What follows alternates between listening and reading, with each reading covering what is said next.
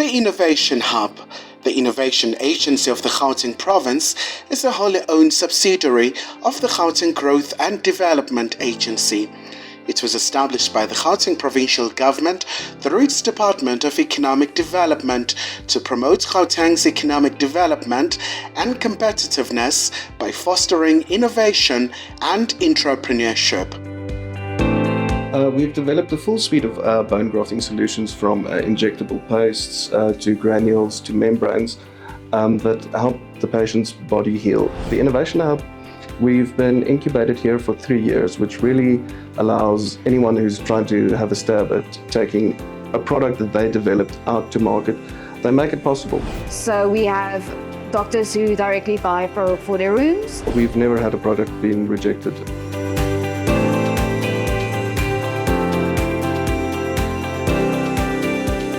This is BRICS Africa channel in conversation with the CEO of NovaTend, Mr. Marcus Labuskarma. Good morning, sir. Good morning, Prof. How are you? Yes. Please tell us more about what NovaTend does, especially its work on tissue engineering and biometal solutions. It's a very interesting field that I'm lucky enough to be a part of. I've always been fascinated with the science of bones, and not a lot of people know, but bone is the second most transplanted tissue next to blood. So you can think, how important is it? It keeps us upright, it's keeping my heart beating. It's such an interesting organ. And in tissue engineering, we explore what goes wrong, how can we fix it, how does the body heal itself, how do we tell it what's wrong? And we've developed some very interesting solutions to problems that we as an industrialized nation face. What are some of the products that NovaTend has developed in terms of tissue engineering and regenerative medicine solutions? We've developed a full suite of bone-grafting solutions from injectable pastes to granules to membranes that help the patient's body heal. And this has allowed us to take a surgery that takes 4 days in hospital to a single-day procedure, and we can also do it for the fraction of the cost. Okay, going a bit away from the medical science of it, now let's talk about issues of governance, the public-private measure. How has NovaTend been incubated or supported by Gauteng government through the Innovation Hub? We're really thankful to the Gauteng Development Agency, Department of Economic Development, Department of Trade and Industry, Department of Science and Technology, CSIR, University of Pretoria, University of Witwatersrand. They've all been great collaborators in this project. And the Innovation Hub, we've been incubated here for 3 years, which really allows anyone who's trying to have a stab at taking a product that they developed out to market, they make it possible, because in the beginning, no one starts with a large amount of capital, or any capital, for instance, and they give you a premises, which is the first thing you need. You need a premises to get a license, to get a landline, to get your registrations, in order to one day get a SAPRA license and then have your ISO certification. So it's absolutely at the center of everything. So we can say that Innovation Hub is a one-stop, is a one-shop stop for startups. 100%. They offer lots of programs, sort of like a mini MBA with business executives. And one of the biggest things is it's a very competitive environment. You're not competing with each other, but you have to see how other entrepreneurs do it. Are they working too much? Are they spending too much on the right thing? Are they taking the right route? This one, it went wrong. Why did it go wrong? So it's more being in that competitive milieu of entrepreneurs that you really teach you. So, okay, what level is the game played at? What do I need to do? And what is I'm focusing on 100 things, but what are the 2 I can do to solve my problem? For instance, increasing revenue or getting regulatory approval on this product. Well, having developed to that level, then we're looking at expansion. Yes. What are the expansion plans for the region, and what are other outlets that you've had? Have you participated in summits representing South Africa or something like that? Yes, I recently returned from Russia, which was a wonderful experience. We're very grateful to the Federation. We are also in talks with Brazil and India. These are still long-term projects, but we're hoping to export the product and repatriate some currency. I'm a real big fan of the BRICS framework as the five of us as various stages of developing countries. This BRICS eliminates the borders, creates a much bigger market for things that we are good at doing and they are good at doing. We can share goods and services, and it eliminates the borders, and bigger trade is better for everyone. One of your products, which has generated a high demand, is NovaDBMX. Tell us more about the product and its efficiency. Yes, we have an example of it right here. It's a fantastic product. Instead of having to have a second surgery, if you can use toothpaste, you can use this. So it cuts the surgeon, he doesn't have to do a second operation. There's not a second site for invasion.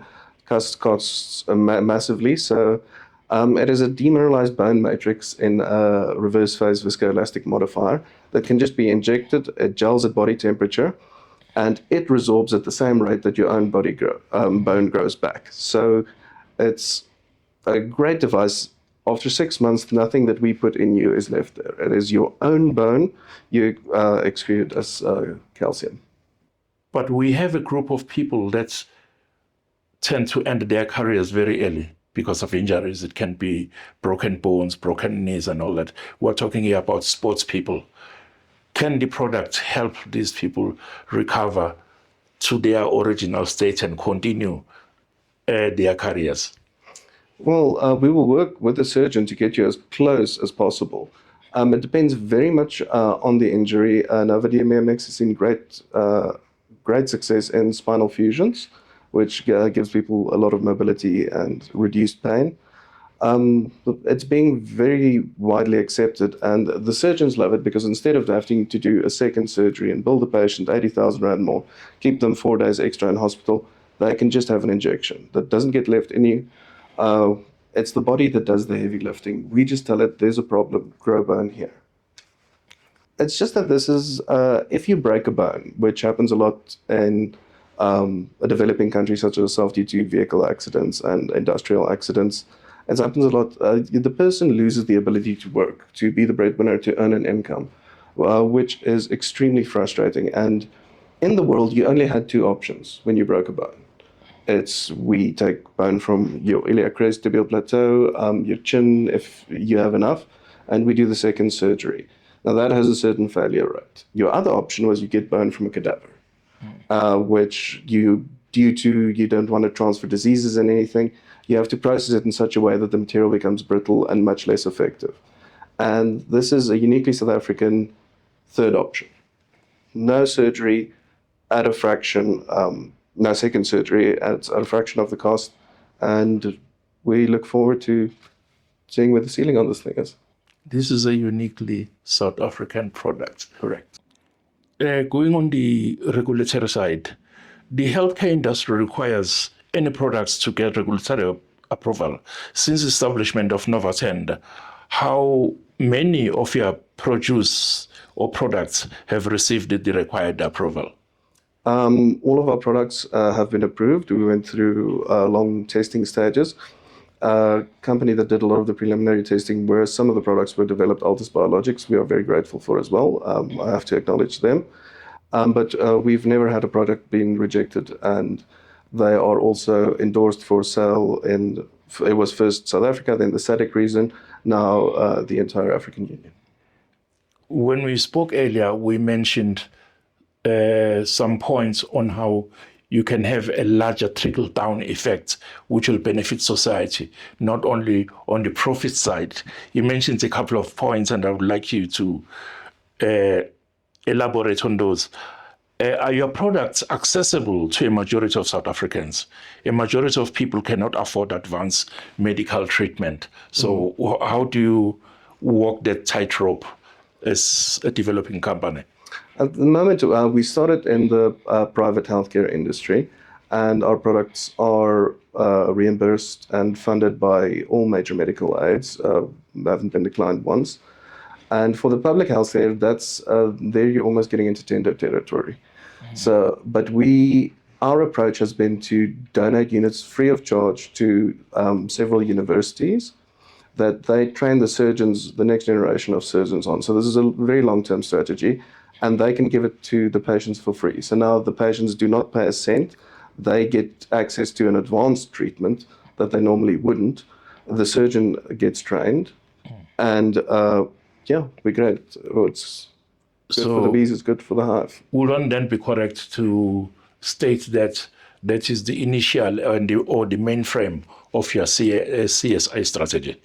Yeah, yes. And also remember, we get benefit. We get surgeons being better, which is good. We not necessarily reap the benefit, but it's, the old adage, would you plant a tree and take care of it knowing that you'll never sit under it? It's for the next generation. So we've been so blessed to have this opportunity. I'm very grateful for it, and we're not going to be greedy. We want to do as much good as possible, and if that benefits society as a whole, wonderful.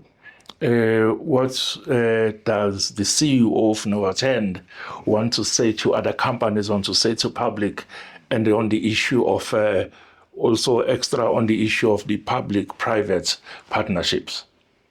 It's very important, especially when companies start out. You need a bit of support. Very few people have the access to capital and the experts that you need, because as soon as you start something, you're going to realize just how much is involved.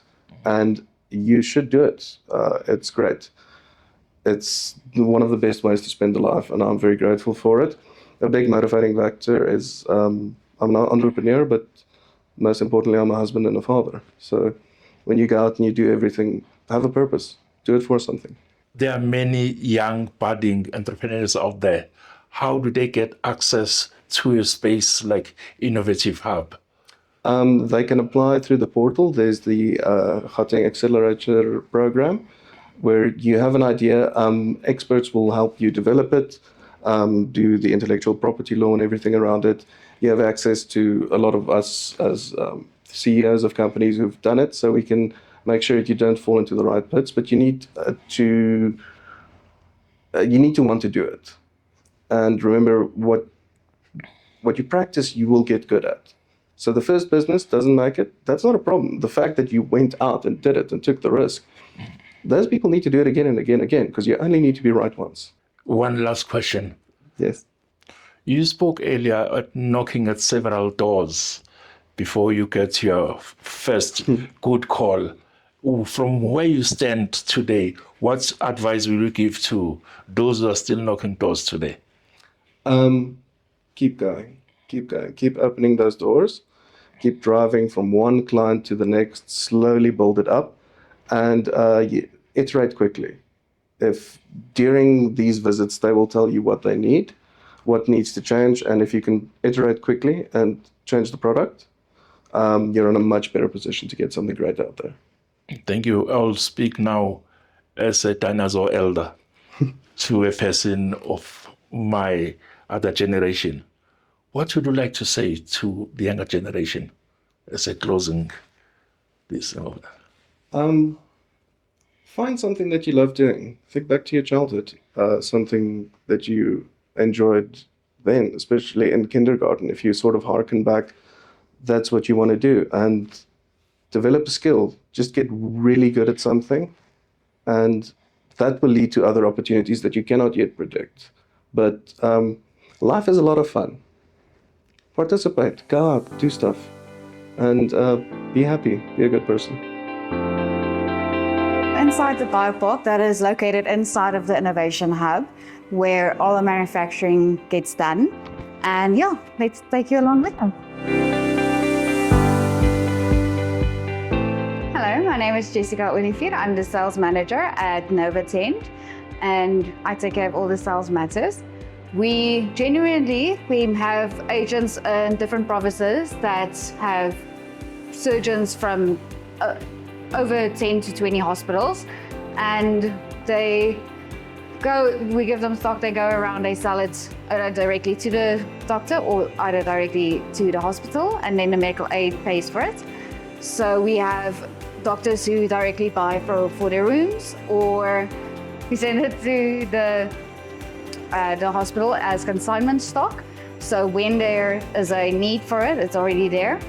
And yeah, we grow more. We get new agents from all across. We get agents that are from Limpopo, Durban, some even going out as far as Namibia, Botswana. We are very much reliant on our agents and our reps. And each month, each year, we just get more agents, more reps.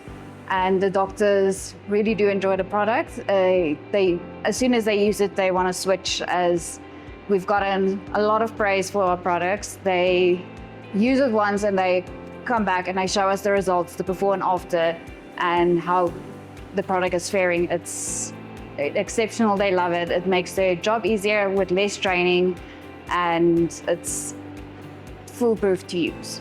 And so any companies that have spinal implants, aneurysm clips, anything like that, where they do, or cranial plating, where they would need some bone grafting, they can get in touch with us. We can sell directly to companies out of bulk as well. With the companies, we will give them plenty of margin to play with, and it's a win-win for everyone.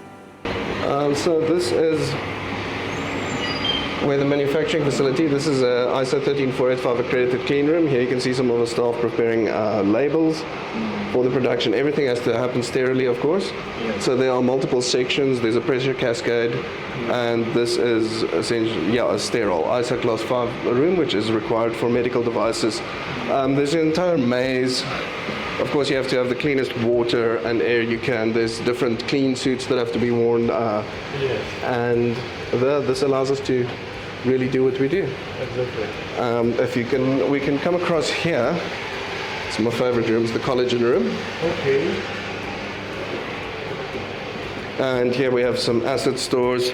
This is where a lot of the bones are cleaned.